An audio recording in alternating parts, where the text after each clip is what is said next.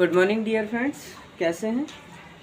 आज मैं आप लोगों को बताने वाला हूं कि किस प्रकार से हम इंग्लिश लर्निंग प्रैक्टिस में खुद को परफेक्ट बना सकते हैं। मैंने आपको पिछले वीडियोस में बताया था कि हम इंग्लिश सीखने जैसे हमारे पास समय नहीं है तो हम किस प्रकार से इंग्लिश घर बैठे सीख सकते हैं। लेकिन आज मैं आपको प्रैक्टिकल वे में, आपको उस दौरान तो टिप्स दे दी थी, अब इसमें मैं बताने वाला हूँ कि आप प्रैक्टिकल वे में, मतलब कि किस प्रकार से हम घर बैठे इंग्लिश सीख सकते हैं, लेकिन कैसे और क्या क्या तरीके अपना सकते हैं मैं आपको करके बताऊंगा। कुल मिला के ये है। तो शुरुआत करते हैं। मैंने सबसे पहला टिप्स आपको बताया था कि रीडिंग, मतलब एक व्यक्ति अगर इंग्लिश सीखना चाहता है तो सबसे पहले उसका रीडिंग स्किल अच्छा होना चाहिए। मतलब अगर आप टीचिंग के 4R कंसेप्ट पर जाएं तो सबसे पहला कंसेप्ट होता है रीडिंग, ठीक है। तो आपको मैं रीड करके बताता हूँ, उससे फ़ायदे क्या है, नुकसान क्या है, मैं आपको सारी चीज़ों पर डिस्कस करूँगा इसी में। तो पहले हम बात करते हैं रीडिंग पर।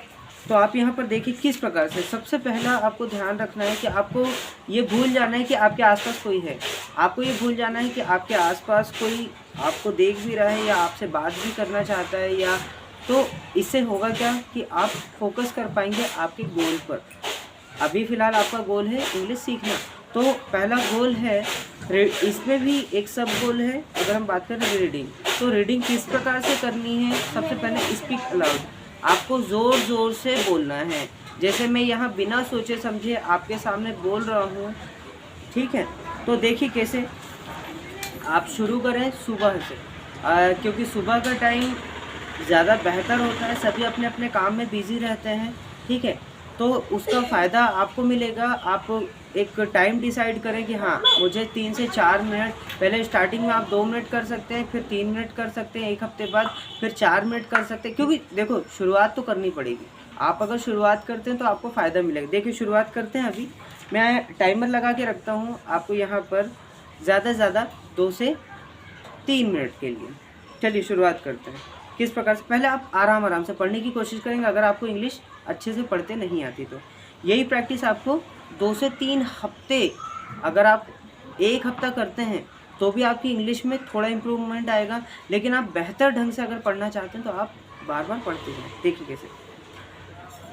अ ट्रियम्फ ऑफ सर्जरी, इसमें है I was really worried about tricky this time I had pulled up my car when I सा him in the street with his mistress, and I was shocked at his appearance. He had become hugely fat, like a bloated sausage with a leg at each corner.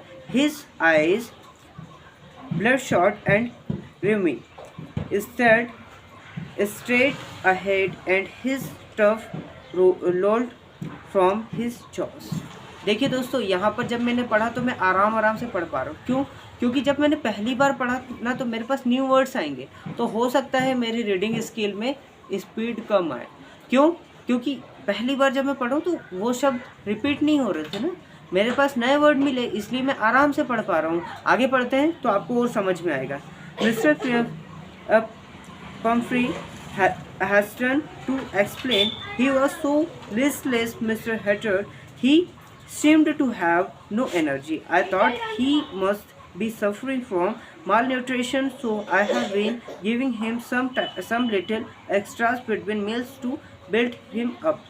Some malt and cold liver oil and a bowl of Horlicks at night to make him sleep. Nothing much really. And did you cut down on the sweet things as I told you? Oh, I did for a bit, but he seemed to be so weak I had to relent. He does love cream cakes and chocolates, so I can't bear to refuse him. I looked down again at the little dog. That was the trouble. Tricky's only fault was greed. He had never been known to refuse food. He would tackle a meal at any hour of the day or night, and I wondered about all the things Mistress Pumphrey hadn't mentioned. Are you giving him plenty of exercise? Well, He has his little walks with me, as you can see. But Honkin, the gardener, has been down his lumbago, so there has been no ring throwing lately. I tried to sound severe. Now I really mean this. If you don't cut his foot right down and give him more exercise, he is going to be really ill. You must harden your heart and keep him on a very strict diet. Mr. Crumpy uh, wrung, wrung her hands. Or I will, Mr. Hatter. I am sure you are right, but it is so difficult, so very difficult. So set off, head down along the road as if determined to put the new regime into practice immediately. I watched their progress with growing concern. Tricky was tottering along in his little tweed coat. He had a whole wardrobe of these coats for the cold weather and a raincoat for the wet days. He struggled on, roping in his harness. I thought it wouldn't be long before I heard from Mr. Crumpy.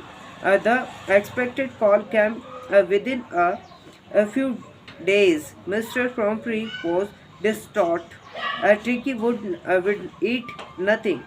Refused even his favorite dishes. And besides, दोस्तों ये मैंने आपको कुछ तरीके बताए। मतलब इसमें एक तरीका ये था कि आप किस ढंग से पढ़ें।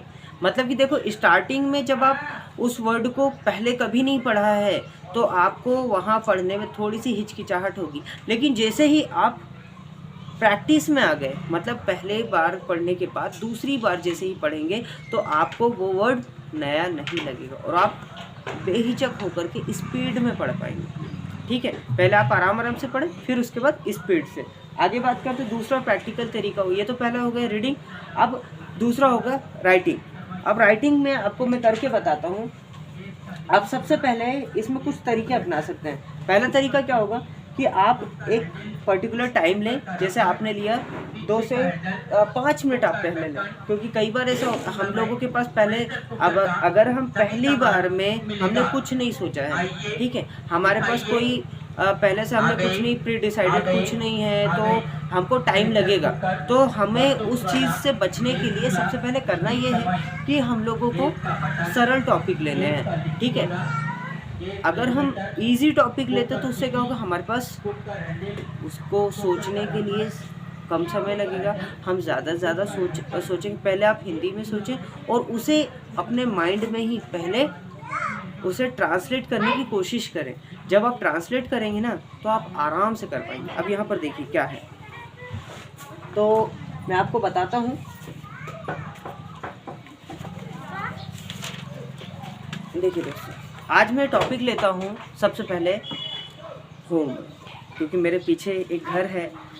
ठीक है, ये मैंने अब यहाँ पर ये मत देखना कि मेरी राइटिंग कैसे आ रही, नहीं तो बोले अरे यार मेरी राइटिंग तो ऐसी मुझे जल्दी भी है, तो बस टाइम पर फोकस करिए। ये मत देखो आसपास क्या है।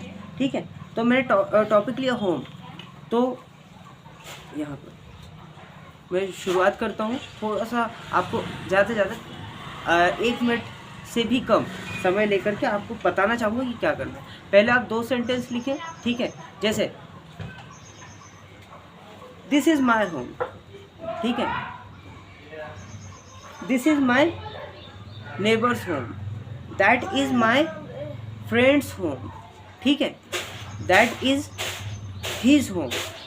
ठीक है, मतलब आपने क्या किया, एक सरल ढंग से जो आप बचपन से सीखते आ रहे, क्योंकि दिस और दैट ये इस टाइप के जो वर्ड्स होते हैं, इन्हें आप यूज़ करेंगे तो आप आसानी से धीरे धीरे करके आप इंग्लिश सीखने में आप आ सकें। क्योंकि देखो सबसे पहले चीज़ होती है माहौल, आपको माहौल बनाना ही पड़ेगा। आप बिना माहौल बनाए कुछ नहीं कर सकते। तभी हमें कोचिंग में बुलाया जाता है, क्योंकि वहाँ पर इंग्लिश सीखने वाले 3 से 4 लोग और 5 लोग और 10 लोगों का हमको एक ग्रुप मिल जाता है। तो वहाँ पर हमारी मानसिकता क्या बन जाती है कि हमें इंग्लिश सीखनी है, हम इसीलिए घर छोड़ कर के वहाँ जाते हैं।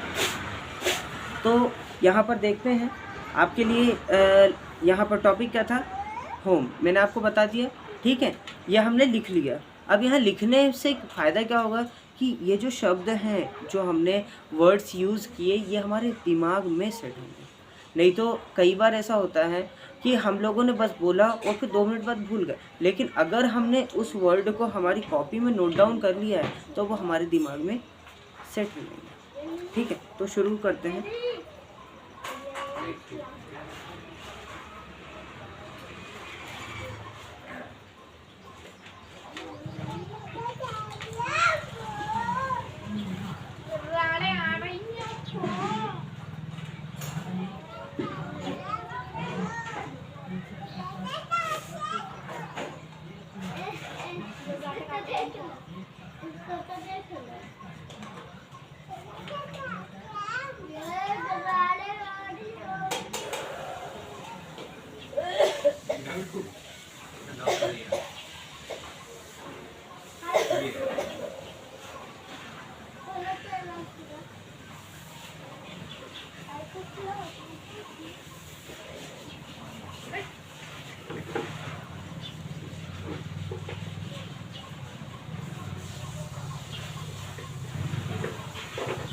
दोस्तों ये देखो, मैंने आपको कुछ तरीके बताए कि मैं इधर उधर के बारे में बिना सोचे समझे बस लिखे जा रहा हूँ। यहाँ पर स्पीड भी बहुत मायने रखती है, हमको थोड़ी सी स्पीड पर भी फोकस करना है।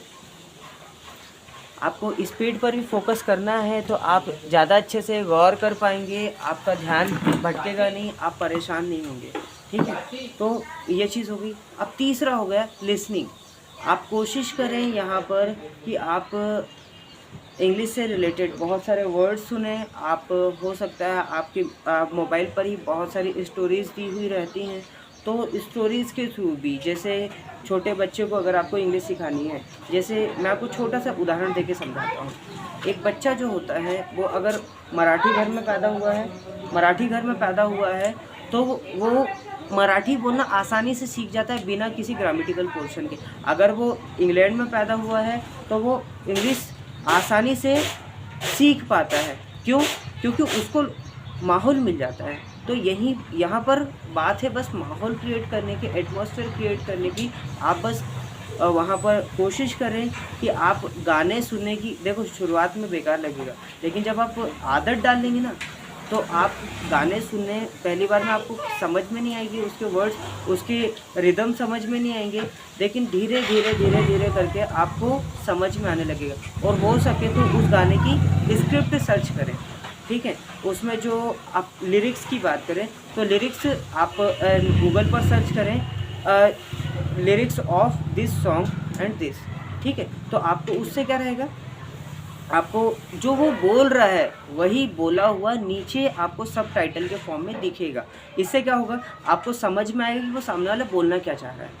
ठीक है, उसके बाद और तरीके हैं। अब बात करते हैं लिसनिंग की। लिसनिंग का ये टॉपिक कंप्लीट हो गया। पहला क्या बताया आपको, रीडिंग, दूसरा हो गया राइटिंग और तीसरा हो गया लिसनिंग।